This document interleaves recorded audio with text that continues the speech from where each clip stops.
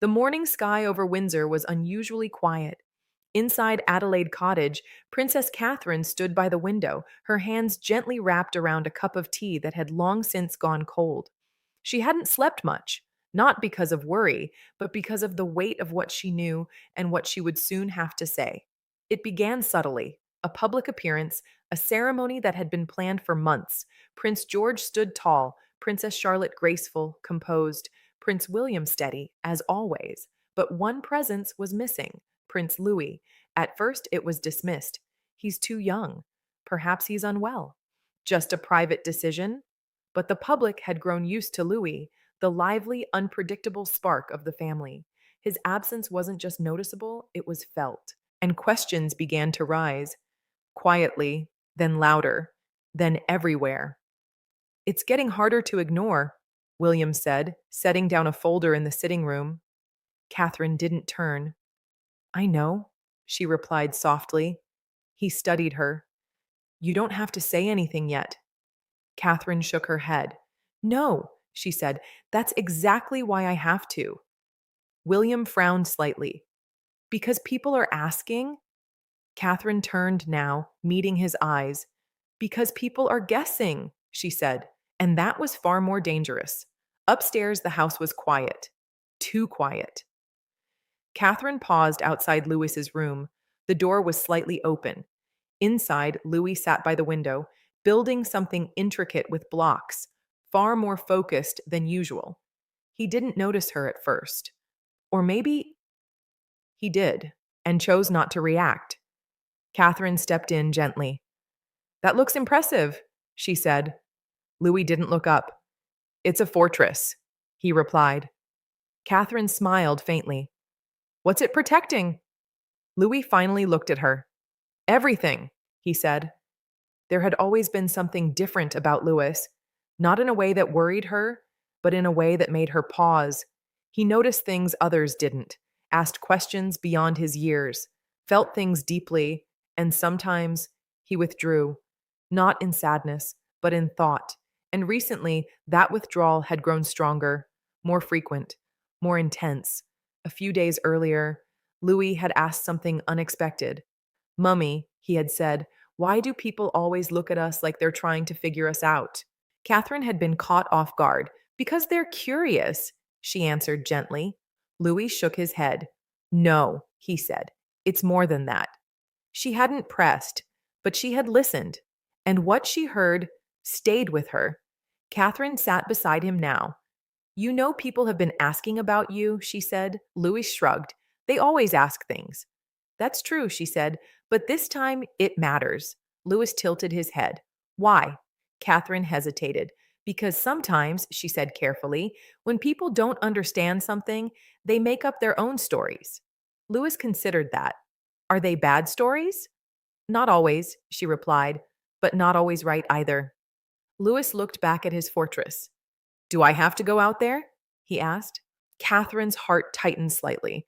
No, she said firmly, not unless you're ready. He nodded. That was enough. Later that day, Catherine sat with her advisors. They spoke in careful tones, discussed wording, timing, impact. But Catherine already knew what she would say, because this wasn't about strategy, it was about truth. The following morning, the palace released a message. Simple, direct, unmistakably Catherine. Like many parents, we are learning to understand and support our children as they grow into themselves. Prince Louis is currently taking time away from public appearances as we focus on his well being, his curiosity, and his unique way of seeing the world. We are incredibly proud of him, not for how he appears, but for who he is becoming. It wasn't dramatic, it wasn't explosive, but it was powerful because it didn't explain everything, and it didn't need to. For many, it was enough. For others, it raised even more questions. But one thing was clear Catherine had spoken. In California, Prince Harry read the statement twice, then a third time. Meghan watched him quietly. Well, she asked. Harry exhaled slowly. That's very her, he said. Meghan nodded. It's honest, she said. Harry leaned back, thoughtful. She didn't say what people expected, he added. No, Meghan replied. She said what mattered. Later that evening, William's phone rang. He stared at the screen for a moment, then answered. Hello? A pause. Then, Hi, Willie. William closed his eyes briefly. Harry. They didn't start with tension or arguments or the past. They started with something simple. I read the statement, Harry said. William nodded even though he couldn't see him. Yeah. Another pause. Then Harry spoke again. How is he? William hesitated, then answered honestly. He's different, he said. In a good way, but it's a lot to understand. Harry was quiet. Yeah, he said softly. I get that. That conversation didn't fix everything. It didn't erase years of distance, but it opened something, a door that had been closed for too long, and this time, neither of them walked away. Catherine noticed the shift in William immediately. You spoke to him, she said. William nodded, briefly. Catherine studied him. And? William exhaled. It wasn't difficult, he admitted. Catherine smiled faintly. Sometimes it isn't, she said. Days passed, the world continued watching, but inside the cottage, something quieter was happening. Lewis was drawing now, pages and pages of intricate patterns, maps, structures, things that didn't quite make sense, but also did. Catherine watched him one afternoon. What is that? She asked. Lewis didn't look up. It's how things connect, he said. Catherine realized something then. This wasn't about helping Louis fit in. It was about understanding how he already fit in his own way and protecting that. One afternoon, an unexpected message arrived. Harry, he was coming, not for headlines, not for announcements, just to visit. It wasn't grand, no cameras, no statements, just a quiet moment in a familiar place. William stood by the door. Harry approached slowly. For a second, they were just two brothers again. Then William stepped forward, and they embraced. Harry met Catherine next. It was a beautiful statement, he said. Catherine smiled gently. Thank you. Then, Louis. He stood at the edge of the room, watching. Harry knelt slightly. Hey, he said. Louis tilted his head. You're the uncle who left, he said. The room froze for a second. Harry blinked, then smiled softly. Yeah, he said. I suppose I am. Louis considered that. Are you staying? He asked. Harry glanced at William, then back at Louis. For a bit, he said. Over the next few days, something surprising happened. Louis opened up, not completely, but noticeably. And oddly enough, it was with Harry. They sat together in the garden, built things, talked about nothing and everything. Harry didn't push, didn't question, he just listened. William watched from a distance. Catherine stood beside him. That's good for him, she said. William nodded. Yeah, he replied. It is. Catherine looked at him. And maybe for you too. The media would later speculate. William and Harry unite? Royal Rift softens? But the truth was quieter, more real. They weren't united, not fully, but they weren't divided in the same way anymore. One evening, the family sat together. No cameras, no expectations, just presence. Louis looked around, at his parents, at his siblings, at Harry, and for the first time in a while, he smiled without hesitation. Because sometimes it's not the silence that matters, but who chooses to break it and who chooses to listen when it's finally spoken. Because sometimes it's not the silence that matters, but what begins after it's broken. The morning after Harry arrived at Windsor felt unfamiliar, not tense, not uncomfortable, just different. For years, silence had filled the space between the brothers. Now something else had taken its place, something quieter, something cautious, something possible. Sunlight filtered gently into the dining room. Catherine sat at the table pouring tea with her usual calm precision. Charlotte flipped through a book. George checked something on his tablet, but his attention kept drifting. And Louis was already there, not withdrawn, not distant, just present. That alone was enough to make Catherine pause. Then footsteps approached. William entered first. Harry followed. A moment, a small one, but it mattered because no one spoke immediately, not out of tension, but out of awareness. This wasn't ordinary. Morning, Harry said casually. Charlotte looked up. Good morning, she replied, polite but curious. George gave a nod. Louis stared, not rudely, just studying. Harry noticed. You always look at people like that? He asked lightly. Louis shrugged. Only when I'm trying to understand them. A pause, then a quiet laugh from William. That sounds about right, he said. Catherine didn't interrupt. She watched.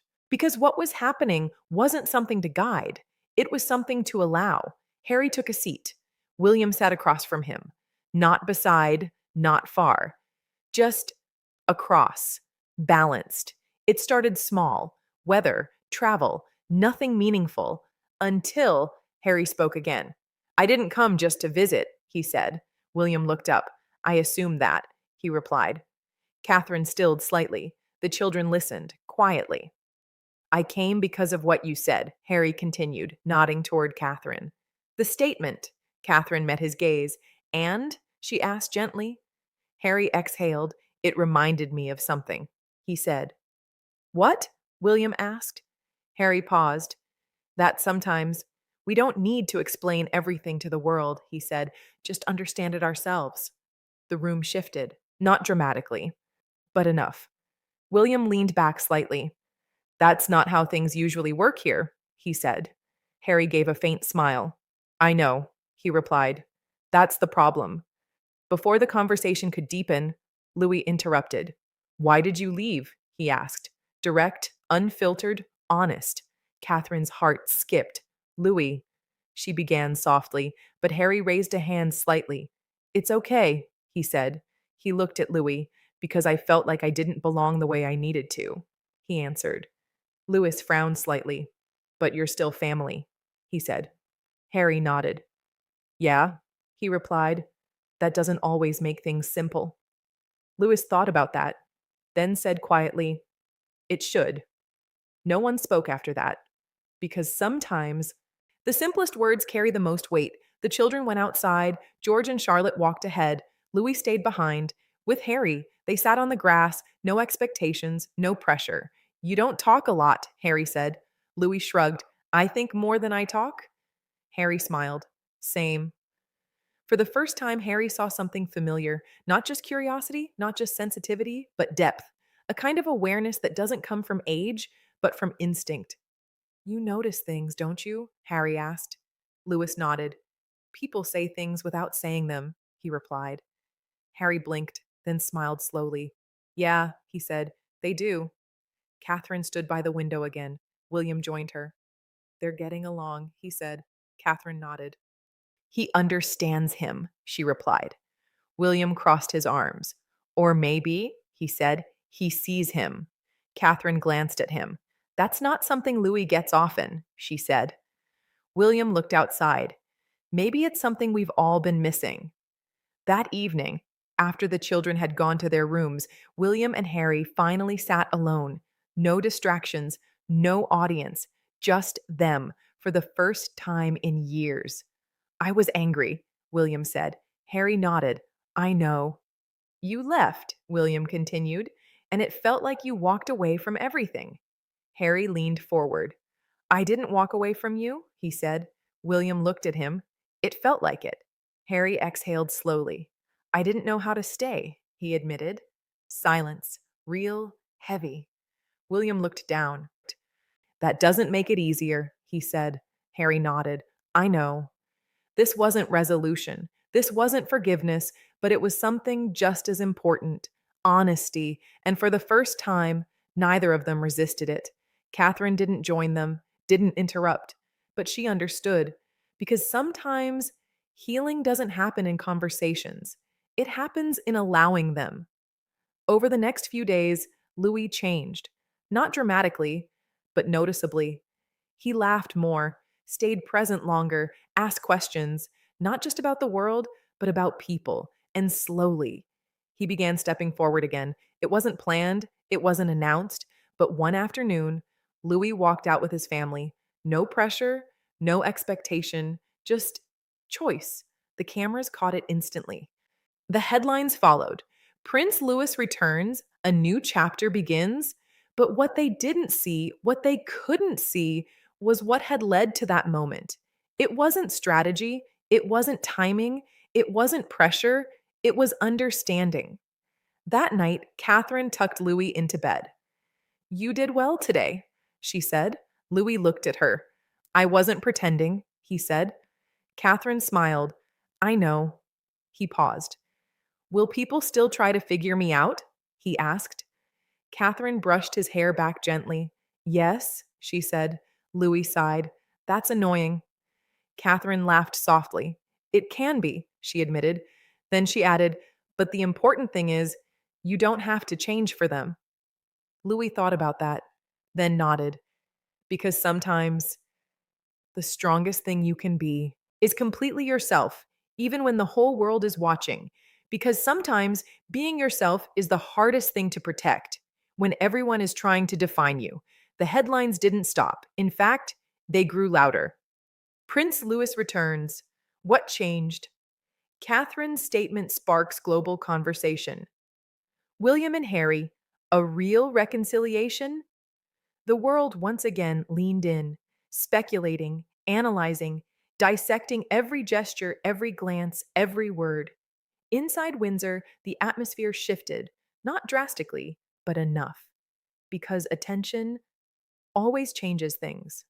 Catherine stood in the sitting room, reading through a stack of printed articles. She didn't react outwardly, but she absorbed everything: patterns, tone, implication. William walked in. It's escalating, he said. Catherine nodded. They're turning it into a narrative, she replied. William sighed. They always do.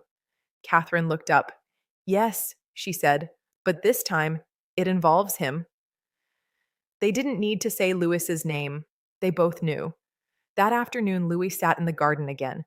But something was different. He wasn't building. He wasn't drawing. He was watching. Charlotte sat beside him. You're quiet, she said. Louis didn't look at her. They're talking again, he replied. Charlotte frowned. Who? Louis finally turned.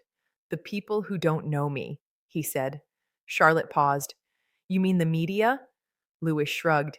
They think they know things, he said, but they don't. Charlotte studied him carefully. You don't have to listen to them, she said. Louis shook his head. I don't listen, he said, then added quietly, I just feel it. That evening, Catherine sat with William again. He's picking up on it, she said. William leaned back. I was afraid of that. Catherine's voice softened. He doesn't understand why it's happening, she said. He just knows it is. William clenched his jaw slightly. We can't control the outside world, he said. Catherine nodded. No, she agreed, but we can control how we protect him from it.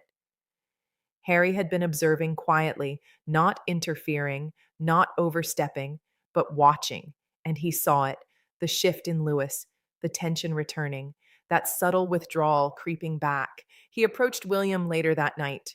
You're going to have to make a choice, Harry said. William frowned. What kind of choice? Harry's expression was serious.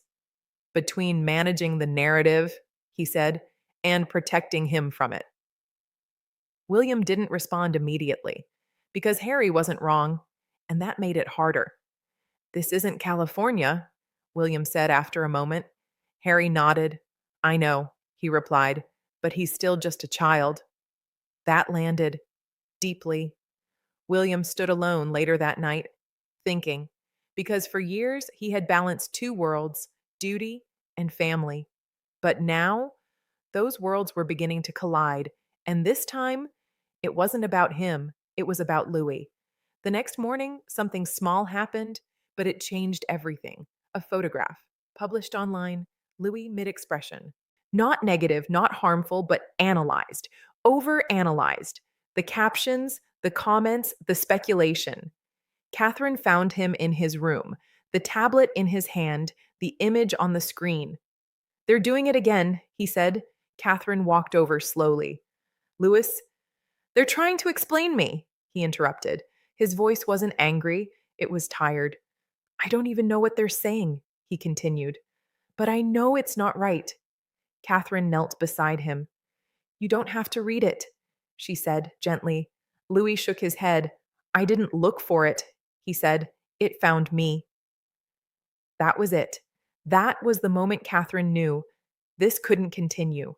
That afternoon, Catherine didn't call advisors. She didn't consult strategy. She spoke directly to William. We need to step back, she said. William looked at her. You mean fewer appearances? Catherine shook her head. I mean clear boundaries, she said. William exhaled. That will cause backlash. Catherine didn't flinch. Let it, she replied. Harry listened as they spoke, then added quietly, You're not just setting boundaries for him, he said. You're setting them for all of you. William looked at him. And you think that's enough? Harry shook his head. No, he said, but it's a start. For the first time, it wasn't just Catherine and William, it was all three of them. Different experiences, different perspectives, but one shared goal protect Lewis. This time, it wasn't just Catherine, it was both of them clear, firm, unapologetic. We ask for understanding and respect as we continue to prioritize the well being of our children. Public life will always come with attention, but there must also be space for growth, privacy, and individuality, especially for those still finding their place in the world. The response was immediate. Some praised it, some questioned it, some criticized it, but something had changed because this time they weren't explaining, they were setting limits. The atmosphere inside the home softened again, not because the outside noise stopped, but because it no longer controlled the inside. Days later, Louis sat with Harry again. Do you ignore them? He asked.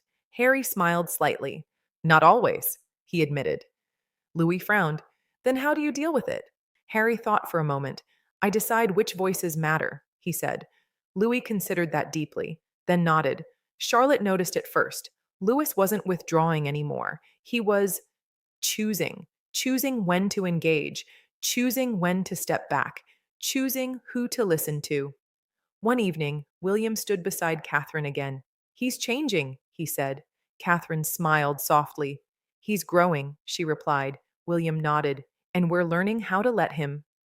Their conversations continued. Not perfect, not easy, but real. And that mattered more than anything else. That night, the family gathered once more. No cameras, no expectations, just presence. Louis sat between George and Charlotte, William across from Catherine, Harry nearby. No tension, no performance, just family. Louis looked around, then said quietly, This feels normal. Catherine smiled. It is, she said, because sometimes the strongest boundaries aren't built to shut the world out, but to protect what matters most inside.